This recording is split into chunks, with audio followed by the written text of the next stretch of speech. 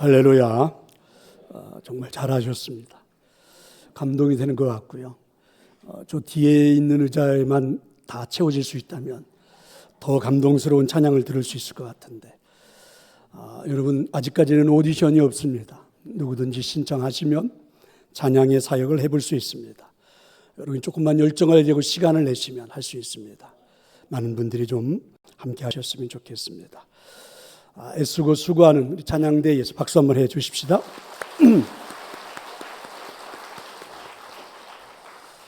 이 부잣집 아버지가 가난한 사람들이 어찌 사는가를 한번 보여주고 싶어서 아들을 데리고 시골로 갔습니다.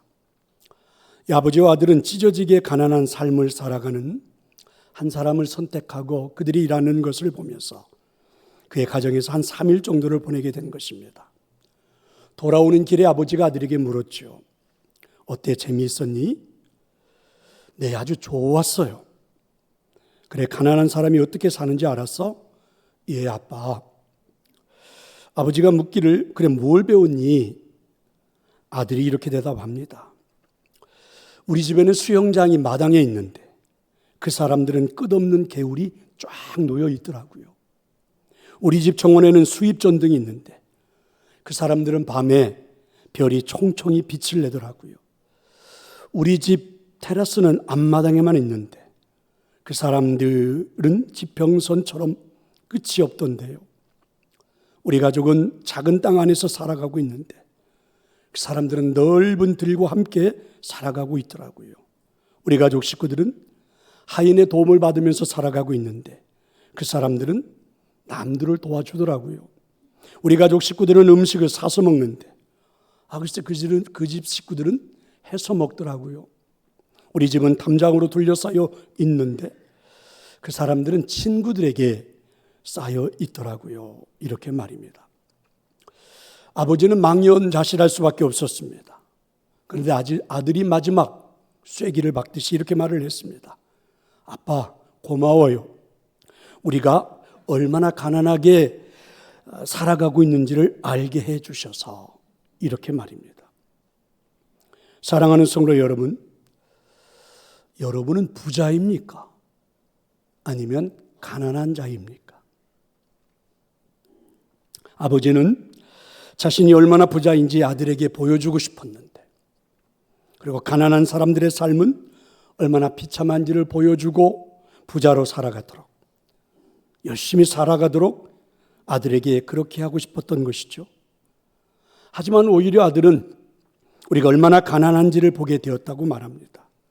또한 세상이 가난하다고 말하는 사람들이 얼마나 풍요롭게 살아가는지를 볼 수 있었다라고 아들은 말하죠. 자, 여러분이 생각하는 가난과 부유함을 보는 관점은 무엇입니까? 아버지의 관점? 아니면 아들의 관점입니까? 돈에 대한 나름 우리도 관점을 가지고 있죠. 딱히 교과서를 통해서 배운 것은 아니지만 가정에서 어려서부터 부모로부터 배우며 성장해 왔습니다. 성인이 되어 이웃 사람들을 통해서 배웠고 사회생활을 통해서 우리는 경험한 것들이 있습니다. 이렇게 해서 나름 돈에 대한 가치관들이 있습니다. 그리고 부자와 가난한 자를 구별하는 관점도 가지고 있습니다. 성도 여러분, 그렇다면 성경에서 말씀하고 있는 돈에 대한 관점은 무엇일까요? 말씀 축제의 달인데 우리들의 삶에 정말 중요한 한 부분을 차지하고 있는 이 돈에 대한 성경의 관점을 좀 알아보고 싶지 않으십니까? 하나님이 성경을 통해서 말씀하시는 돈에 대한 관점은 무엇일까요? 먼저 돈이 좋은 것이긴 하지만 잘 사는 것의 기준은 아니다, 이렇게 하나님은 말씀하십니다. 그러므로 돈을 많이 가지고 있는 사람을 우리가 부자라 이렇게 말할 수는 있지만 그 사람이 잘 사는 사람이라 이렇게 말할 수만은 없죠. 반대로 돈이 없는 사람을 우리가 가난한 사람 이렇게 말할 수는 있을지 모르지만 못 사는 사람 이렇게 말할 수는 없다는 것입니다. 설령 돈이 없어도 잘 살아왔던 삶의 원리를 체험했던 바울은 뭐라고 고백을 합니까? 하나님의 사람은 비천에 처할 수도 있고 풍부에 처할 수도 있습니다. 하지만 어떤 상황에서도 나는 예수님을 통해 만족하는 삶을 배웠죠. 그리고 그 은혜를 가지고 살았더니 내 인생에는 큰 능력이 나타나기 시작했습니다. 돈이 필요할 때는 채워주는 것을 경험도 했습니다. 그래서 내 인생에 대해 나는 만족합니다. 어떤 상황에서도 나는 행복합니다. 이게 바울의 고백이죠. 그러니까 돈이 행복의 기준이 될 수는 없다. 이렇게 말씀하십니다. 또 한 가지, 돈이 좋은 것이긴 하지만 만족을 주지는 못한다. 라고 말씀하십니다. 여러분, 이 세상에서 만족을 얻을 수 있는 것은 성경은 한마디로 딱 이렇게 결론을 내리죠. 없다. 없다고 하십니다. 마가복음 8장 36절에서 사람이 만일 온 천하를 얻고도 자기 목숨을 잃으면 뭐가 유익하겠는가. 다 우리는 경험하고 있는 거죠. 아무리 돈이 많아도 여러분 목숨보다 중요하지는 않습니다. 그래서 돈으로 만족을 얻을 수는 없다는 거죠. 여러분 욕심을 부려서 돈을 벌었다 해도 잠시 잠깐 만족할 수는 있겠지요. 그러나 오래 가지는 못한다는 것입니다. 결국 돈이 인생의 만족을 주지는 못한다. 이렇게 말씀하십니다. 또 한 가지, 돈이 좋은 것이긴 하지만 축복이 아니라 은사라고 할 수 있다. 이렇게 말씀하십니다. 여러분, 돈을 축복의 개념이 아닌 은사의 개념으로 우리는 익숙치가 않죠. 들어본 적도 별로 없고. 그런데 오늘 하나님 우리에게 그렇게 말씀하시는 겁니다. 우리가 부자가 된다는 것은 물질의 축복을 받는 것이 아니라 은사의 축복을 받는 것이다. 이렇게 성경은 말씀하십니다. 무슨 말씀입니까? 은사라고 하는 것은 하나님 우리에게 값없이 주시는 선물을 은사라고 그러죠. 이 선물은, 이 은사는 그래서 주는 사람의 마음에 달려 있습니다. 그러므로 여러분 많고 적음을 내가 정할 수는 없는 거죠. 그저 주시면 감사하게 받는 것입니다. 더욱 중요한 원리는 선물을 받을 때는 그 선물을 주시는 분의 뜻을 헤아릴 수 있어야 된다는 겁니다. 왜 주시는 분의 뜻을 헤아려야만 합니까? 왜 우리에게 물질을 주시는 은사로 선물로 주시는 그분의 뜻을 헤아려야 하는 것입니까? 돈을 그저 축복이 아닌 여러분 은사, 선물이라고 우리가 고백할 수가 있다면 왜 주셨을까를 알 수 있다는 것입니다. 지금 여러분이 가지고 있는 돈은 하나님이 왜 주셨을까? 알고 있습니까? 여러분이 지금 소유하고 있는 돈은 하나님이 왜 주셨을까요? 알고 있습니까? 그러니까 돈은 단순한 축복이 아니라 은사, 선물이다. 하나님 그렇게 우리에게 말씀하십니다. 성도 여러분, 하나님이 성경을 통해서 말씀하시는 돈에 대한 관점이 무엇입니까? 돈을 어떻게 사용하고 있는가에 따라 그 사람이 어떤 사람인지를 알 수 있다라는 것이죠. 한마디로 말하면 이런 겁니다. 돈은 그 사람을 알게 해준다. 오늘 말씀은 예수님이 비유로 돈에 대한 관점을 우리에게 설명해 주고 있습니다. 어떤 부잣집에 청지기가 있습니다. 주인이 이런 소리를 들었어요. 청지기가 주인의 돈을 함부로 낭비하면서 살아간다. 그런 것이죠. 그래서 이 청지기를 파면하기로 마음을 먹고 불러가지고 이제 모든 것들에 대해서 정리를 해서 인수인계를 하라. 이렇게 명령을 했습니다. 청지기는 생각을 했죠. 드디어 주인이 내가 이렇게 함부로 돈을 쓰고 있는 걸 알게 되었구나. 그래서 더 이상 이 일을 할 수가 없게 되었구나. 그런데 이 일을 그만두고 나면 나는 무슨 일을 하면서 살아가지? 막노동을 하자니 한 번도 해본 적이 없어서 너무 힘들 텐데. 그렇다고 놀고 먹자니 얼마 안 가서 거지가 될 텐데. 이런 생각이 들죠. 그래서 이 청지기는 이렇게 하기로 마음을 먹었습니다. 우리랑 거래를 하고 있던, 우리 주인과 거래를 하고 있던 사장들을 다 불렀습니다. 당신은 지금 우리 그 사장님에게 얼만큼 거래했던 것에 대금을 결제해야 합니까? 그랬더니 1억 원이라는 겁니다. 그래서 이 사람에게 장부를 가져오라고 해가지고 5천만 원이라고 해서 탕감을 해가지고 작성을 했죠. 또 한 사장을 불러가지고 물어보았더니 5천만 원인데, 그래서 2천만 원으로, 또 어떤 사람은 불러서 물어봤더니 2천만 원이래요. 근데 장사가 너무 안 돼서 도저히 갚을 능력이 없대요. 안 돼 보입니다. 그래서 그 이야기를 듣고는 전액을 탕감해서 작성한 겁니다. 정직이가 이렇게 한 것은 무엇 때문입니까? 정직이는 목적이 있었어요. 이 직장에서 쫓겨났을 때 나를 친구처럼 대해줄 수 있는 사람을 만들어야 되겠다. 이 사장님과 좋은 관계, 저 사장님과 좋은 관계를 만드는 거죠. 이렇게 해서 이 사람, 이 정직이는 좋은 친구들을 많이 만들었습니다. 그런데 이렇게 하고 있는 정직이를 주인이 알게 된 겁니다. 그래서 주인이 정직이를 불렀죠. 정직이는 생각을 했습니다.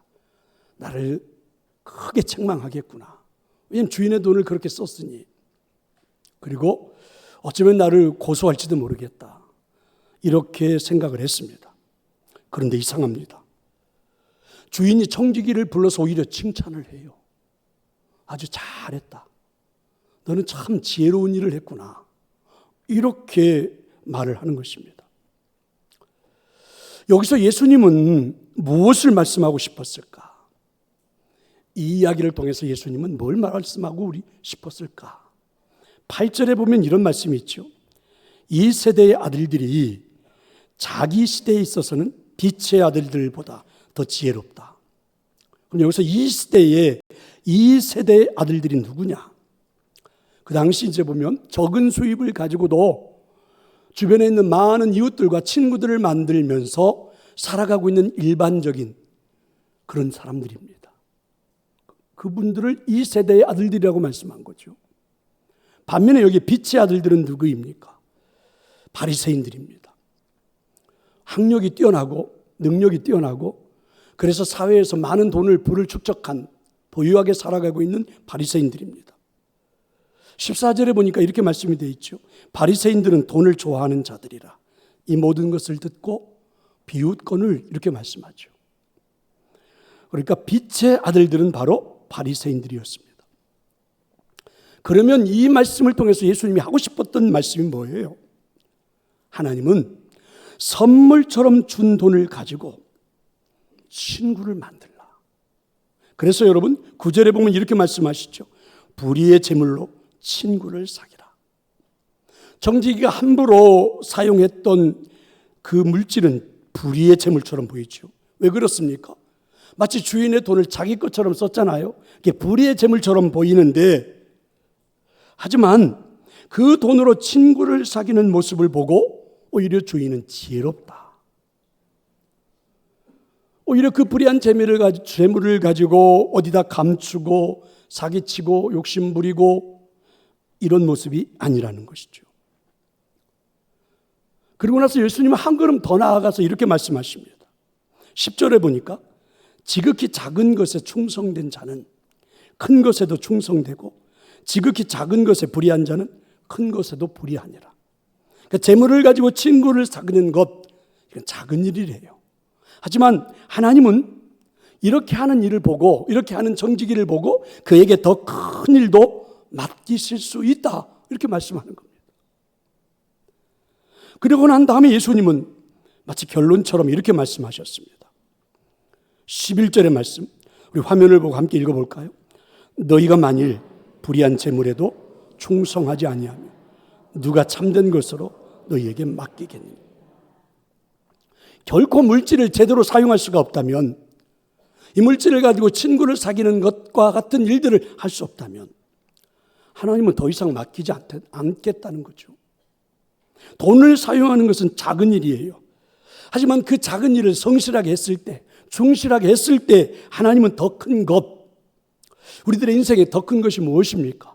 인생의 행복, 인생의 만족, 인생의 보람, 이와 같은 것들을 주시겠다는 것이죠. 이것이 바로 오늘 성경을 통해서 말씀하시는 돈에 대한 관점입니다. 사랑하는 성도 여러분, 누가 부자입니까? 누가 부자입니까? 하나님이 주신 은사, 하나님이 주시는 선물인 돈을 가지고 친구를 사귈 줄 알아야 합니다. 이때 하나님은 더 큰 것, 우리에게 행복을 선물해 주시죠. 더 큰 것, 보람을 주십니다. 더 큰 것, 만족을 주십니다.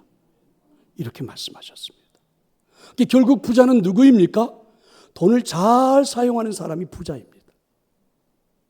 재산이 많은 자가 부자가 아니라는 말씀이죠. 혹시 주변에서 이런 말을 들어보셨습니까? 그 사람 돈을 참 잘 쓰네. 이런 말? 혹시 누군가가 여러분을 보고 그렇게 말씀하던가요? 아니면 여러분이 누군가를 보고 그렇게 말씀해 본 적이 있습니까? 그 사람 돈을 참 잘 쓰네. 이런 말, 이 말 자체에는 두 가지 의미가 있죠. 돈을 아낌없이 잘 쓴다는 것, 그런 의미. 또 하나는 필요한 적재적소에 잘 쓴다는 의미 말입니다. 우리가 살아가는 삶의 일상의 삶에서 주변을 돌아다 보면 돈을 천박하게 쓰는 사람도 있고 돈을 우아하게 쓰는 사람도 있습니다. 돈을 사용하는 그 사람의 그 모습을 보고 그 사람이 어떤 사람인지 그죠? 가늠할 수가 있죠. 척도처럼 보여질 때가 있다는 말입니다. 자, 여러분 이런 생각을 한번 해보실래요? 내 삶의 주인이 하나님이시고 내 돈을 주관하시는 이도 하나님이시다. 이렇게 고백하면서 사는 사람을 성경은 청지기라고 합니다. 여러분은 청지기입니까? 한 번만 더 묻겠습니다. 하나님을 주인이라고 고백을 하고 돈을 주관하시는 이도 하나님이라고 고백하는 사람을 청지기라 말하지요. 여러분은 청지기입니까? 그래요? 그러면 청지기가 가지고 있는 돈은 자신의 것이 아니죠. 내가 지금 청지기라고 고백을 했다면 내가 가지고 있는 돈은 나의 것이 아니란 말이죠. 그러면 그런 생각을 가지고 한번 이렇게 해봅시다. 자신의 돈이 아니므로 주저하지 않고 나한테 1억을 갚아야 하는 사람에게 5천만 원만 보내세요 라고 할 수 있는가? 이 청지기는 말 그대로 머뭇거림 없이 돈을 잘 쓰고 있잖아요. 아낌없이 잘 쓰고 있습니다. 또 하나, 자신의 돈이 주인이 아니라는 것을 아는 청지기는 어떻게 써야 하는 겁니까? 나한테 2천만 원을 빌려갔어요. 삶이 어렵다고. 한데 갚을 능력이 없어 보입니다. 어떻게 해야 됩니까? 언제까지 갚지 않으면 너를 고발해버리겠다. 그래도 갚지 않으면 죽여버리겠다. 이렇게 해야 되는 걸까? 청지기는 빌려준 돈을 내지 않으면 고소하겠다 이렇게 말하는 게 아니죠. 자신이 돈의 주인이 아니라면 어려운 삶을 보고 전액 삭감을 해주는 것. 이런 것을 돈을 잘 쓰는 것이라고. 그래서 주인이 칭찬한다 이렇게 말씀하고 있는 겁니다. 이게 오늘 본문이죠. 그러면 이 둘의 의미가 확실하게 와 닿으시나요? 근데 여기서 중요한 게 돈을 잘 쓰는 것에 대한 확실한 믿음의 경험이 있어야 한다는 겁니다. 그러니까 우리가 돈을 잘 쓰고 있는 그런 경험들이 분명히 우리에게 있어야 된대요. 왜 그렇습니까? 손에 들고 있는 돈을 보면서 내 손에 쥐어진 돈을 보면서 이것은 내 돈이 아니야. 청지기인 나한테 하나님이 선물로 주신 것이지 잘 쓰라고. 다시 한번요. 내가 내 손에 돈을 들고 나는 청지기인데 이건 내 돈이 아니지. 하나님이 나한테 은사로 선물로 잘 쓰라고 주신 것이지. 이런 잘 써본 경험이 여러분에게는 있습니까? 잘 써본 경험이 있는가? 어떤 분은 왜 그래야 됩니까? 이렇게 하고 반문하고 싶은 분도 있겠죠. 내가 번 돈인데. 여러분, 이 경험이 쌓여야만이 하나님을 의지할 수 있게 되고 이 믿음이 있어야만이 우리는 돈의 유혹에서 이길 수 있다는 것입니다. 이 세상에 사는 사람 중에 돈의 유혹을 받지 않는 사람이 누가 있겠습니까?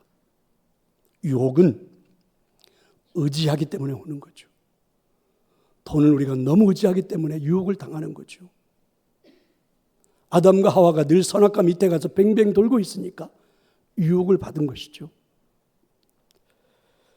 한번 물어보고 싶습니다. 돈을 잘 쓸 줄 아는 경험이 여러분의 삶에는 두 가지일 텐데 어떤 것이 많았는지를 한번 고민해 보실래요? 돈이 있어서 내 인생에 찾아온 문제가 해결된 경험이 많습니까? 아니면 돈을 잘 사용해서 옆에 있는 누군가의 아픔을 도와주고 누군가에게 힘이 되어준 경험이 많습니까? 여러분 인생에 이 두 가지 중에 어떤 경험이 더 많습니까? 청지기인 나에게 선물로 은사로 주신 그 물질을 가지고 내 인생의 문제만을 해결하는 데 써본 경험이 많은가? 아니면 옆에 있는 누군가에게 힘이 되어주는데 사용된 경험이 많은가? 자, 예수님은 그러면 왜 돈을 잘 사용하라고 말씀하십니까? 왜 우리가 돈을 잘 사용해야 되는 것입니까? 자, 여러분 13절입니다. 같이 한번 읽어보겠습니다. 집 하인이 두 주인을 섬길 수 없나니 호기를 미워하고 저를 사랑하거나 호기를 중히 여기고 저를 경히 여길 것임이니라. 너희는 하나님과 재물을 겸하여 섬길 수 없다. 그렇습니다. 한번 물어보고 싶습니다. 한번 대답해 보실래요? 돈이 없을 때와 그리고 돈이 많을 때 어느 쪽이 여러분은 마음에 드십니까? 아니 무슨 이 질문에 그렇게 고민을 많이 하십니까? 돈이 많을 때와 돈이 없을 때 어느 쪽이 마음에 드세요? 당연하죠. 당연합니다. 그런데 여러분 아십니까? 돈이 없을 때도 돈이 많을 때도 우리에게는 여전히 시험이 찾아옵니다. 돈이 없을 때 여러분 어떠십니까? 우리는 비참함을 느낍니다. 내 인생의 주인이 하나님이라고 그렇게 신앙의 고백을 해놓고도 사실은 하나님 때문이 아니라 돈 때문에 내 인생의 가치관을 결정할 때, 나의 존재를 결정할 때가 얼마나 많습니까? 여러분, 우리가 돈을 가지고 실망하는 부분들이 대부분 옆에 있는 사람과 비교 때문에 그렇잖아요. 나보다 돈이 더 많은 사람들이 옆에 있을 때, 그것도 나보다 어마어마하게 많은 사람이 옆에 있을 때 자신의 가치를 어떻게 평가하십니까? 여러분 막 고개를 확 돌려서 보지는 말고요. 힐끔 쳐다보세요. 옆에 있는 사람을. 지금 내 옆에 지금 앉아있는 이 예배하는 분이 어마어마한 브랜드의 옷을 입고 예배할 때 그냥 시장에서 대충 사입고 아주머니 티가 절로 나는 내 모습을 보면서 자신의 가치를 어떻게 평가하십니까? 비참합니까? 또한 누가 우리에게서 돈을 빼앗아가는 막대한 손해를 입혔든지, 나한테 사기를 쳤다든지, 나한테 빌려가고 나서 안 갚았다든지, 뭐 이런 경우, 아니면 내가 기대하는 사람에게서 정말 어려워서 좀 도울 줄 알았는데 도와주지도 않을 때 여러분 어떻게 하십니까? 마음이 심란하죠. 마음이 심란합니다. 예배가 안 될 정도로 감정을 추스리기가 어렵지 않습니까? 아니 어떤 분은 아니 싸우고 누워서 오늘 예배 자리에 교회도 오지 않는 분도 있을 수 있지요. 자신의 가치를 어떻게 평가하십니까? 비참합니까? 하지만 어떠한 경우에도 우리 삶의 주인이 하나님이시라는 것을 고백할 수 있다면 여러분 돈 앞에서 비참함을 느끼지 않아야 하는 것이 아닐까? 설령 누군가 내 재산에 손해를 끼쳤다 할지라도 그렇게 싸고 누워있을 필요는 없는 것이 아닐까? 내 삶의 행복은 하나님이라고 믿는다면 언제나 해맑은 얼굴을 하고 다녀야 되는 것이 아닐까? 설령 지난주 수입이 별로 없었어도 그렇죠. 돈이 없을 때 우리는 어떠십니까? 비참함을 느낄 때가 많지요. 그럼 돈이 많을 때는 어떠십니까? 돈이 많음도 역시 우리에게 큰 시험이 되죠. 그렇게 의지했던 하나님이 여러분 돈이 많아지는 그 순간에 의지하지 않아도 되는 분으로 조금씩 우리가 변해가지 않습니까? 내일 먹을 양식이 없어서 너무 가난할 때 하나님의 은혜가 아니면 살 수 없을 것 같아 새벽도 깨우고 예배 시간 수요일 금요일 할 것 없이 늘 열정을 다해 하나님을 찾았던 우리가 어느 한순간 내 삶에 돈이 많아짐으로 그때부터 우리는 이제는 그 돈을 보는 순간 하나님을 의지하지 않아도 되는 것처럼 조금 덜 의지해도 되는 것처럼 변해버리는 우리들의 모습. 누가복음 16장 오늘 우리가 읽었던 말씀 뒤에는 거지 나사로와 부자 이야기입니다. 부자가 음부에 떨어지고 거지가 천국에 갔다는 이야기예요. 이 이야기에 나오는 어리석은 부자가 바로 다른 사람이 아니라 내가 아닐까? 이런 여러분 시험이 들기도 한다는 말이죠. 예수님은 우리에게 이렇게 말씀하십니다. 마태복음에 나오는 말씀인데요. 한 사람이 두 주인을 섬기지 못할 것이니 호기를 미워하며 저를 사랑하거나 호기를 중히 여기며 저를 경히 여김이라. 너희가 하나님과 재물을 겸하여 섬길 수 없다. 이렇게 말씀하십니다. 결국 우리 돈은 우리가 말하는 것처럼 단순하게 사용하거나 즐기는 차원의 문제가 아니었어요. 하나님을 섬기는 것이든지 아니면 돈의 지배를 받든지 둘 중에 하나란 말이죠. 그러면 여러분 이 돈은 우리에게 영적인 문제예요. 영적인 문제로 다가올 수 있다는 말입니다. 흔히 우리는 돈에 대해서 이런 생각을 많이 하죠. 돈에 대한 중립적인 가치를 이야기 많이 합니다. 무슨 말입니까? 돈 자체는 중립이라는 거죠. 돈을 어떻게 쓰느냐에 따라서 돈이 좋을 수도 있고 나쁠 수도 있다. 이렇게 우리가 말을 해요. 그래서 돈 자체는 그냥 중립이다 이렇게 말하는데 일리가 있어 보이죠. 디모데전서 6장 10절에는 이렇게 말합니다. 돈을 사랑함이 일만 악의 뿌리가 되나니 이것을 탐내는 자들은 미혹을 받아 믿음에서 떠나 많은 근심으로써 자기를 찔렀도다. 그러니까 돈이 나쁜 게 아니라 돈을 사랑하는 것이 문제다 이렇게 해석하잖아요. 돈은 동전의 양면과 같아서 어떻게 사용하느냐에 따라서 좋은 것이 될 수도 있고 나쁜 것이 될 수도 있다. 그래서 돈은 중립적인 가치를 가지고 있다. 이렇게 우리는 알고 있고 그렇게 말도 해요. 하지만 맞는 말처럼 생각하지만 그러나 여러분 돈이 사용되는 측면에서만 그렇게 말하기 전에 돈이 가지고 있는 본질적인 면을 보아야 하지 않을까? 돈을 중립적이라고 사람에 따라서 쓰는 거에 따라서 가치가 달라질 수 있다고 이렇게 말하기 이전에 돈 자체가 가지고 있는 본질이 중립이 될 수 있을까? 한번 의문을 품어봐야 되지 않겠습니까? 여러분, 돈이 있으면 무엇이든 할 수 있다고 생각하는데 중립이 됩니까? 돈이 있으면 세상이 달라 보인다고 이미 알고 있고 우리는 거기에 가치관에 물들어 버렸고 그렇게 살고 있는데 중립이 됩니까? 오히려 돈은 본래부터 위험한 것이었어요. 돈은 본래부터 우리들의 삶을 위협하는 무서운 것이었어요. 여러분, 이런 생각을 품기 시작하면 결코 돈은 가치 중립적이지 않습니다. 돈은 이미 이 세상에서 신과 하나님과 대치점에 있습니다. 이렇게 말하지 않아요? 돈만 있으면 무엇이든 할 수 있다. 거부하는 사람이 있습니까? 여러분 자녀들한테 막 그렇게 말했잖아요. 부모들한테 그렇게 들었잖아요. 세상에 나가니까 그렇게 말하잖아요.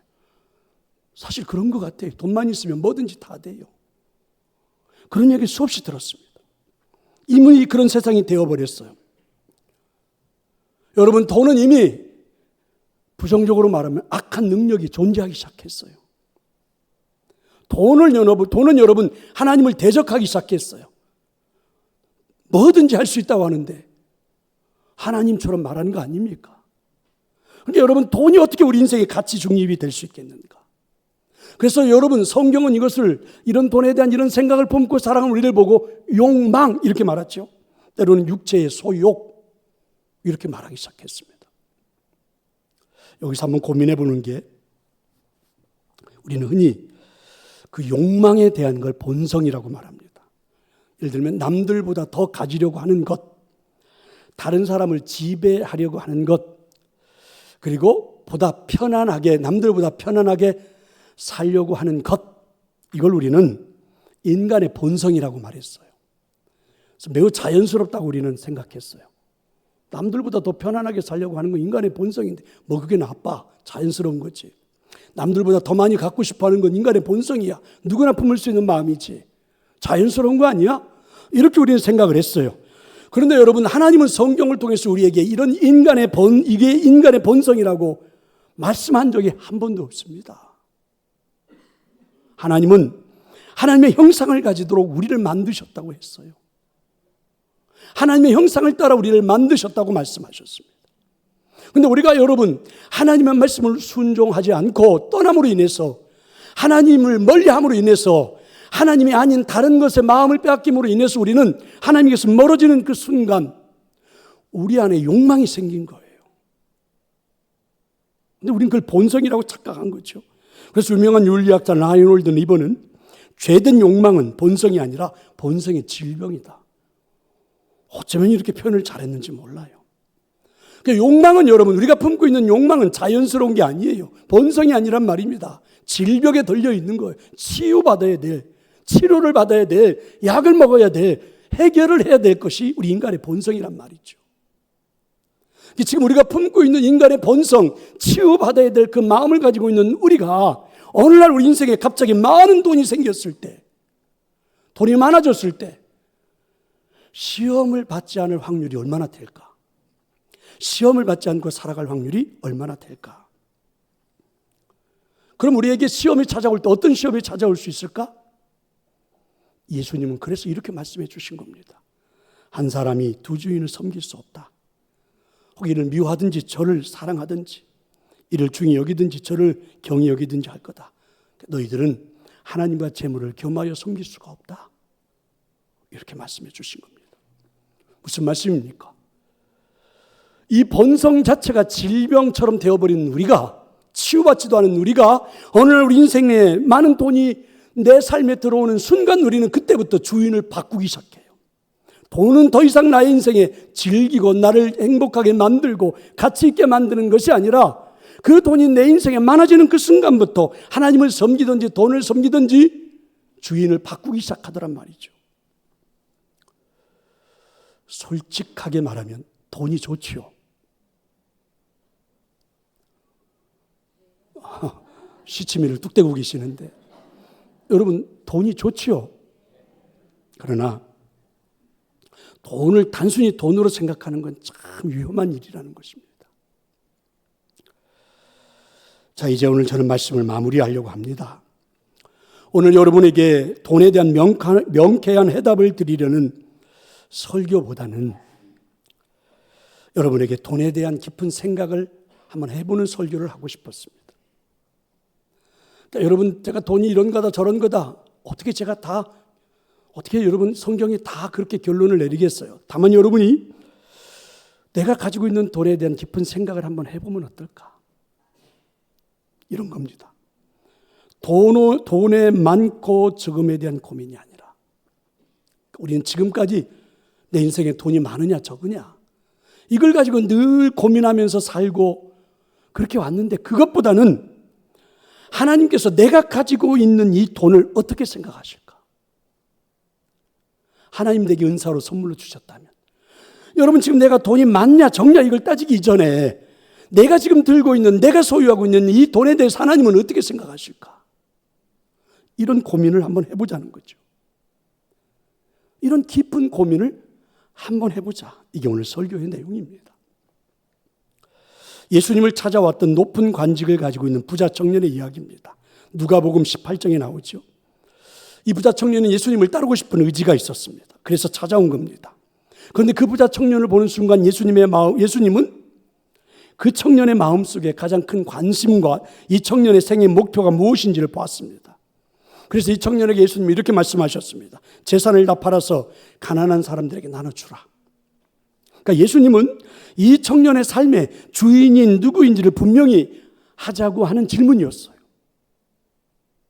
네 삶의 주인이 누구인지를 분명히 하라, 이런 질문이었거든요. 이 젊은이는 굉장한 부자입니다. 근데 남을 구제하는 일도 엄청 잘해요. 그런가 하면 율법을 잘 지킵니다. 살인, 간음죄 이런 것 절대 지어본 적이 없어요. 부모를 공경해요. 효도도 잘합니다. 이 정도면 여러분 완벽한 청년 아닙니까? 율법적으로 도덕적으로 부모에게 효도하고 굉장한 부자인데 그 돈을 가지고 어렵고 힘든 사람들에게 많이 나눠주면서 살아간 이 사람, 완벽한 사람이에요. 누구도 이 청년이 가지고 있는 재산을 가지고 자신의 인생을 즐기며 살아가는 것에 대해서 뭐라고 할 수 있는 사람이 한 사람도 없어요. 굉장한 사람이다 이렇게 말할 겁니다. 하지만 이 청년에게는 문제가 있습니다. 이렇게 깨끗하게 모범적으로 사는 것처럼 보였지만, 그래서 모든 사람들이 꽤 괜찮은 사람, 부럽다, 저렇게 됐으면 좋겠다 이렇게 말하는, 인정하는 사람일지는 몰라도 하나님 편에 서기 위해서는 나는 물질을 포기할 수가 없다. 이 사람은 이렇게 말을 해요. 그럼 이 젊은이에게 돈은 뭡니까? 이 젊은이에게 돈은 결국 영적인 문제였어요. 이 돈은 이 젊은이에게 영적인 문제. 두 주인을 섬길 수 없다. 겸하여 섬길 수 없다. 그러니까 이 젊은이에게 이 돈은 결국 단순한 돈이 아니에요. 운명이 걸려있는, 생명이 걸려있는, 인생 전부가 걸려있는 돈이었단 말이죠. 이제 이런 질문으로 여러분 말씀을 마치고 싶습니다. 한 주간 한번 고민해 보시면 좋은데, 내가 소유한 돈의 주인이 하나님이라는 것을 고백할 수 있습니까?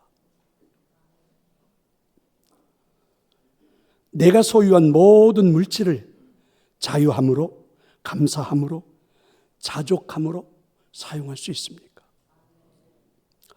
이 질문에 대한 한 주간 해답을 한번 찾아볼 수 있는 그런 삶이 될 수 있기를 축원합니다.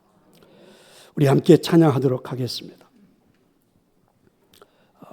예전에 많이